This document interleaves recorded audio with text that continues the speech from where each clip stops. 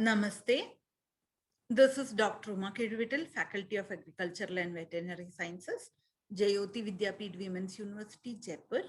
And as you know, I'll be taking the Agricultural Microbiology lab this semester. So, in the previous session, we were looking into the methods for obtaining pure cultures of microbes. So, we had dealt with uh, the experiment that will be the principle for the experiment that we'll be doing, the streak plate methods for isolation of pure cultures. So now that we have the dealt with one method for isolation of pure cultures, I'd like you to be aware of what all are the other methods that is available for determination of the like, or rather obtaining pure cultures from other sources, like so there are multiple methods available. Another one is the pour plate method. So in the pour plate method is also used for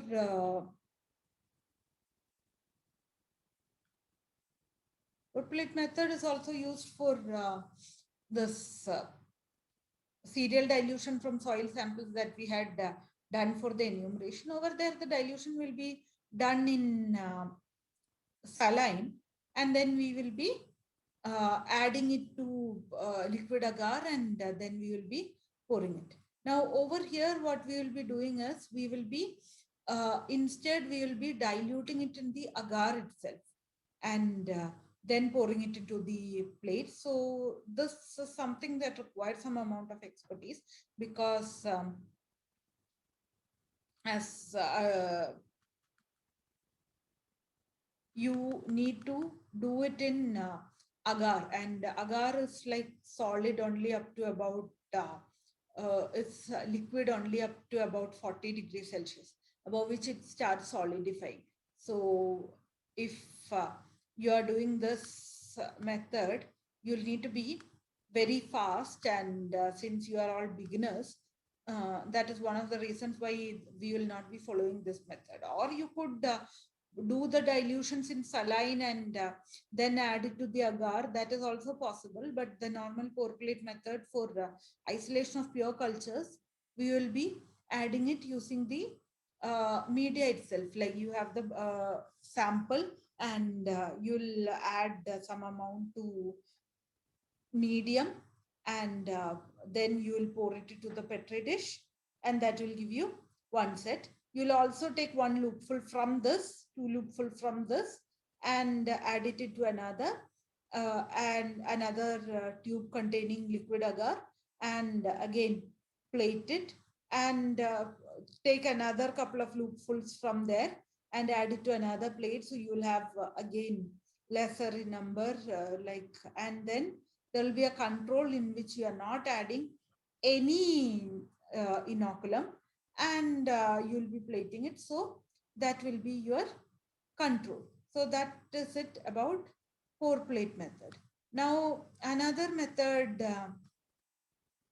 that is available, like that we will be using, is serial dilution method. So in serial dilution method, you had learned about serial dilution in your enumeration also. In enumeration, what we'll be doing is we'll be taking 1 gram of soil and dissolving it in saline, and then from there we'll be serially diluting it. Now that serial dilution was done in medium, was done in saline, and now over here what we'll be doing is, in the serial dilution method, we will be diluting it in medium itself. So we'll be using the liquid broth in here.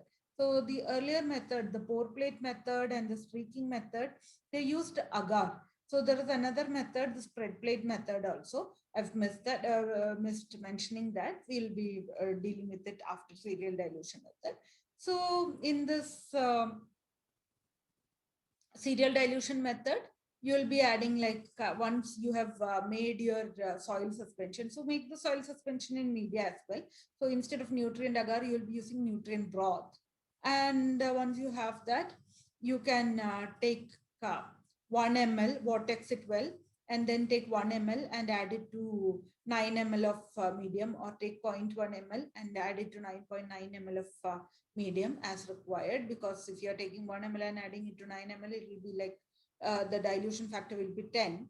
And if you are adding 0.1 ml to 9.9 ml, then the dilution factor will be 100. So depending on what the dilution factor you are requiring, you can make the requisite dilutions.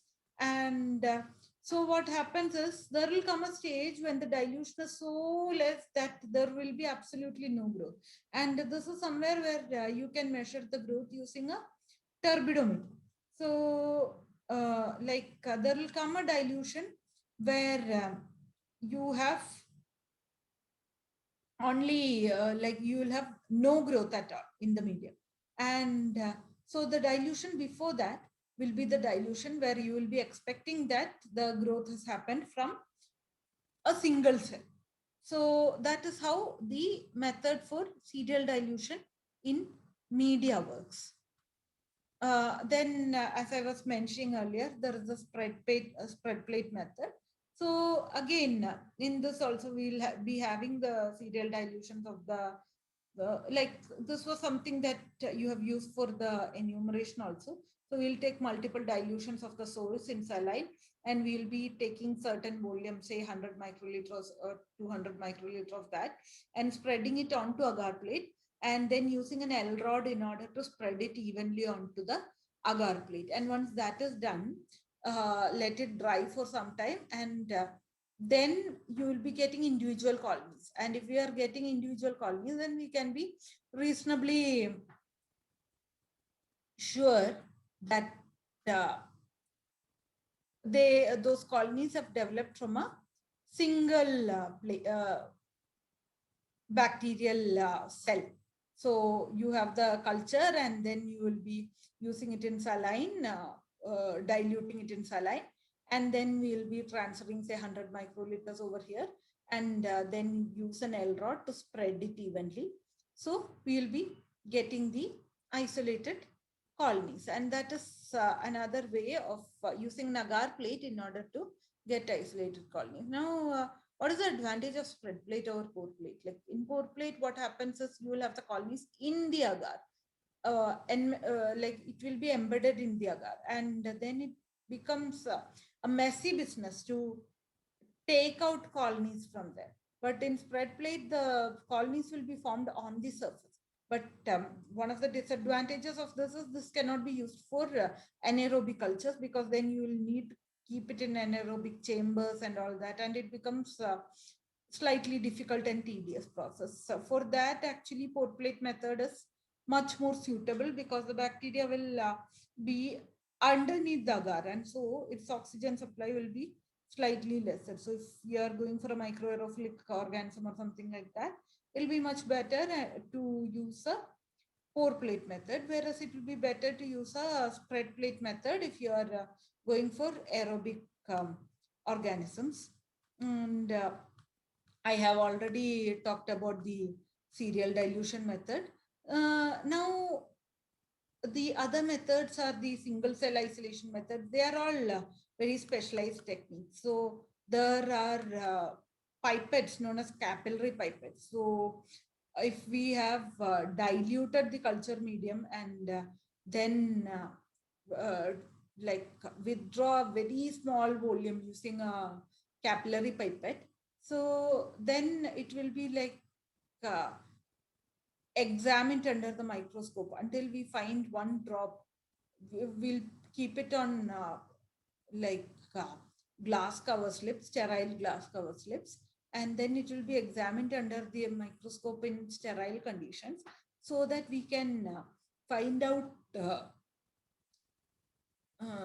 drops in which there is only one microorganism, and then this drop will be removed with another sterile capillary pipette to fresh medium and allow it to grow in such a way that it will be to little medium, and then it will be transferred to a larger volume of the medium. That way it will be allowed to grow. So that is a very tedious process, but this is one method in which we are 100% sure that it is a pure culture, that it has developed from a single bacterial cell.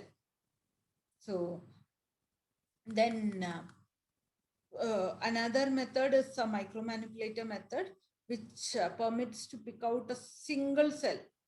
And so we'll be using this also with the help of a microscope only. We'll be looking at the mixed population of the bacteria and fungus and whatnot from the soil sample that we have. And once we have that, from that a single cell will be picked out. So this is also another method where we are like very sure that it has been obtained from a single cell. So that is there. Then in enrichment culture method, like I've been mentioning this before also, like there are very selective medias. Like there are antibiotics that you can use in order to prevent the growth of fungus or bacteria, specifically in order to enhance the growth of the other microorganisms that can grow in there. And uh, there is the blood agar, in which it will enhance the growth of hemolytic bacteria, the pathogenic bacteria, and all that. So basically, you will be using selective media in order to prevent the growth of unwanted microorganisms. So these are all the various methods that are available for obtaining isolation and purification and obtaining a pure culture of any microorganism, be it bacteria or a fungus or an actinomycetes or rhizobium or whatever. You'll need to use a selective media for that. So